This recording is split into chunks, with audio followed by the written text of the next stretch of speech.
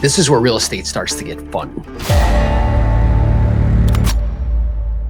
You've gone through that learning curve that we went over in the Agent Roadmap series, season 1, which we called the foundation. And you've learned about the different types of lead sources and what we're stacking time on top of. You've learned about how to convert, at a higher level in terms of setting those appointments and the approach to take to set them. And by getting proficient in all those different areas in the foundation, which if you need help with that, go back and watch that playlist, right? From 0 to 25 transactions, you will build a business, right? Where you're doing 0 to 25 transactions a year. And at this point, you're starting to build momentum because you have two paths that you can go down. One path is you just keep doing the same thing. And in doing that, you may go up a little bit in terms of transaction volume, but not much. Right? Because if all it took was hard work, the donkey would own the farm. And I see agents, stay plateau at that level of production, let's say around 20, 25 deals, 15 to 25 in perpetuity forever. Because with price points the way that they are and commissions the way that they are, you can earn like a okay income. They never evolve. Right? And the first episode of this series has to do with that decision that you're required to make at this place. The vast majority of agents choose the path of continuing to do everything themselves versus actually hiring somebody to help them, right? Because you can only grow the proportion that your systems will allow you to. If I don't have back-end operational systems to support more business, I won't do more business. Now, most agents' answer to this is just to work harder, and they end up, running around with a chicken without their head cut off, working 60, 70 hours a week. So a key mental map for you to get clear on is to think about how many people do you know that are wildly successful in business that have no employees? And the answer is 0, right? Now, I know that it's very difficult for us to kind of undo programming. If you're like me, 65% grew up in households that live paycheck to paycheck. That was me. So despite being friendly or nice, my parents were in that category, right? Doing the best they can with the information they had at their disposal. And, in those environments, you hear things like, hey, money doesn't grow on trees, or eat all the food on your plate. Or, if you want something done, you need to do it yourself. And if you think about all the people who gave you that advice, think about what their life's like. Think about if they have staff that is helping them. Think about if they have any leverage in their life or in their vocation, right? And what they do for a living. So we have to undo these mental maps.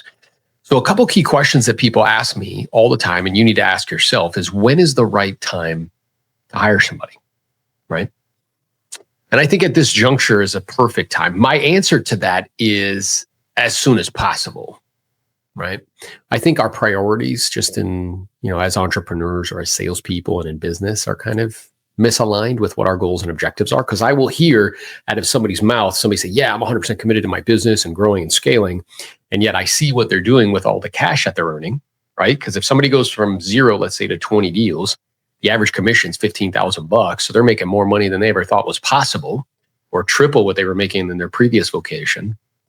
And what they promptly do is start to rip out cash that they're earning and start to put it into lifestyle changes. They buy a new car, buy a new house, whatever, not putting money back into the business, right? So it's not aligned.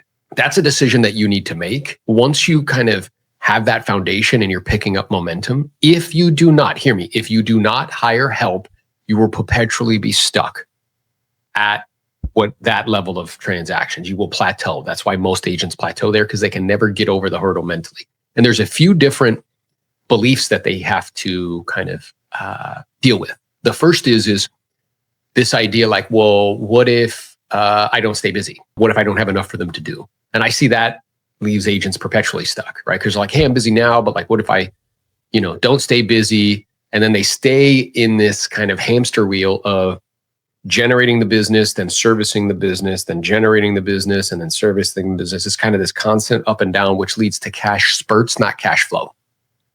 Okay.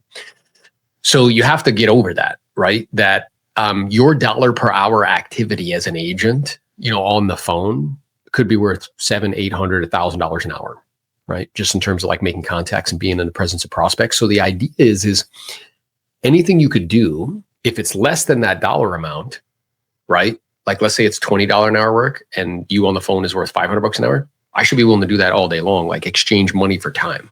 I should be willing to pay somebody so I can reclaim that time, so I can spend more time doing the activities that lead to more income, right? So you just got to get really, really clear on that and really understand that if you don't make the decision to hire somebody to help you in your business, you are essentially making the decision to stay at those levels of production forever. And as Jim Rohn would say, those are called the facts. It's the way it is. Okay, there's no way around it. So once you kind of deal with those internal beliefs that maybe you heard as a younger person, and plus that belief like, oh, well, what am I going to do? You know, like if I keep them busy, like that sort of thing. And you're sold on the fact like, hey, it makes sense for me to help somebody. I mean, hire somebody to help me. There's different ways to go about it. So one way to go about it is to hire a full-time assistant. And for most people, initially, that's a very large financial commitment that they're just not willing to make. I think the progression that makes a lot of sense is the following. So one, you hire somebody who can do listing coordination and also somebody who could do transaction coordination. My suggestion is to separate those two. The reason being is you don't want to be beholden to one individual. What's required on your behalf is that most agents, what they do is they hire out of pain, not out of gain. So they get real busy and they're like, oh my gosh, I need help. And they just grab anybody around them to help them. Hey, you're my cousin, you're my sister, like you're my friend that I know, like come here and help me do this. Without creating any systems for them to follow, without any SOPs, standard operating procedures, without any checklists, without any Loom videos to show that individual how to do what you want them to do, right? So when it comes time, which again, this as soon as possible would be my recommendation, but this juncture, right at like 20, 25 deals, that fork in the road where I have to make that decision, this is the time. The first thing you need to do is not go out and find the person. The first thing you need to do is to create a system for them to follow, right? So think about all of the things that you do, let's say when you list a property, like go in a room, shut the door, close your eyes, and ask yourself, what are all the things that I do? So from the moment that I get a listing agreement signed, right, and I'm walking out of the door, and I want you to be really, really granular about this, right? So I get back to the office, I scan the paperwork, I send it to the person, then I go online and I order the photography, like so on and so forth, like all the things that are required to go from listing agreement to inputting into the multiple listing service. With the inputting process, like specifically how you go about doing that. And what you'll end up with is this list. That's the SOP, the standard operating procedure. Then what you do is any of those kind of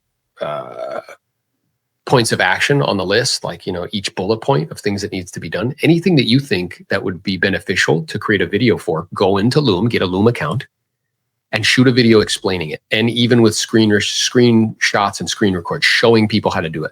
For instance, like the next listing agreement that you enter into the multiple listing service, which you shouldn't be doing because that's like $15 an hour work, right? You're just a high paid assistant. Let's say you are doing that, hit the screen record. And there's all different software that allows you to do that pretty inexpensively, if not free. So you hit screen record and talk somebody through it as though you're showing them how to do it, right? And now you have a system that now we can hire somebody to follow, right? And I know that most agents don't do this and they expect that the individual come up with the system, and that never works, right? That they create the system and then work the system. What happens is you create the system as the operator and then you hire somebody to work the system, okay? And then you want to do the same thing on transaction coordination side. Now, each one of these you can get relatively inexpensively on a per transaction basis, so you're not locked into a salary. Right?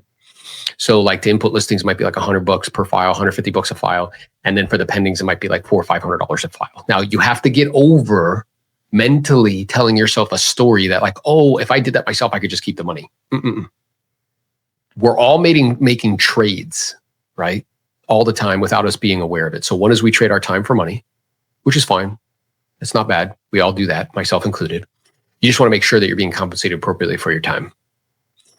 The second trade, which most people never get to, is trading money for time, right? And that's what I'm talking about here. So that $400 or $500 per file on the transaction coordination side, that $100, $150 on the listing coordination side, what you're doing is you're trading money for your time. And that time you can spend in PLA and prospect, lead, follow-up, go on appointments, negotiate deals, which will cause you to go from 25 to 50 deals. Does this make sense? Right? So you want to do the same thing on the transaction side, right? Close your eyes and think like, okay, when a property goes under contract, what are all the things that need to be done? And then shoot Loom videos for all of those things. And now you have an SOP and you can find a transaction coordinator. Now, for both of these positions, when you get into kind of the realm of hiring staff, which is what this is, and having humans to help you, you want to also have a process for how to do so, right? So meaning like most people just go with their gut, which stands for like give up thinking. Like, hey, I really like this person. I think it'll work out. Really what you're doing from a kind of hiring perspective is you're looking to match behaviors with tasks, right? Because anybody on like resumes or like whatever, like they lie. I mean, they all do, right? So what I'm really interested in is what's their natural disposition. And I want certain personality profiles for certain tasks, right? So for the salesperson, the one that we use in our organization and that we recommend is the predictive index. And it's pretty accurate, right? There's a lot of others out there, the disc profile, different things. Like, I don't care what you use as long as you use it and you really understand the different profiles within the test. Like, for instance, like the person that was our operations manager, she's a specialist in the profile, which is perfect for that. Those individuals thrive in structure.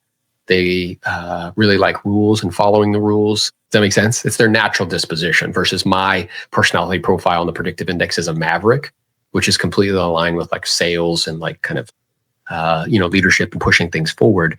But my strength is not, kind of the strength of a specialist, that detail orientation, right? So once you've created the SOPs and you have the Loom videos and the checklist for those tasks, then when you're going out into the world to look for somebody who can help you with listing coordination, transaction coordination, my recommendation would be is to give them personality profile tests and match their behaviors with the tasks. This decision, like when you have listing coordination and transaction coordination really, really dialed in, you got the right people in the right seats, right? In terms of the personality profile, you have a system that they can follow and processes and procedures, right? And checklists that at the next level can be integrated into your CRM. So when a tag changes and it goes from, let's say, a potential listing to an active listing, that SOP that you created when you closed your eyes and wrote stuff down, it pops up into the CRM and that listing coordinator can just go right down the list. And then do the same thing for transaction coordination. When it goes from active to pending, boom, a new checklist pops up, that SOP, standard operating procedure, transaction coordinator goes right down the checklist. And then you, instead of having to hover over people and see what they're doing and constantly be asking them questions, you could just look in the CRM and see what's happening. So that's the evolution of what we're looking to accomplish here. And at this stage, right, we can still always be refining our skills and approach. Like, we're going to continue to keep role playing. We're going to continue to keep prospecting and doing lead follow-up and going on appointments and negotiating deals and refining those skills. This skill, right, of bringing in people to help you is one of the critical skills during this stage, which again, we're calling the momentum stage in this series, which is from 25 to 50 deals, is actually what's really required in order to keep growing and scaling, right? The goal and objective in all of these series is to give you everything that you need at each stage in terms of mental maps and specialized knowledge and what you need to be focused on so you can continue to grow and scale ultimately to get to 100 plus transactions a year. Because, in our business, now there's teams, big teams, which are like mini brokerages, and they do an insane amount of units. At the same time, if you want to stay lean and mean and like highly profitable and go that route, maybe have a couple agents on your team, whatever, like doing 100 plus deals a year is like, win a Super Bowl, right? With average price points and average commissions, you're going to be generating millions of dollars worth of commissions. And that's the goal and objective. So if you enjoy this series and you enjoy the content, be sure to share it with somebody, another agent that you think it would be helpful or useful to them. Hit the like, the subscribe button, right? The notification button so you get notified every time there's a new episode out. And if you find yourself needing a refresher on the previous series, which is from 0 to 25, go back there and check it out. And I look forward to seeing you shortly in the next episode.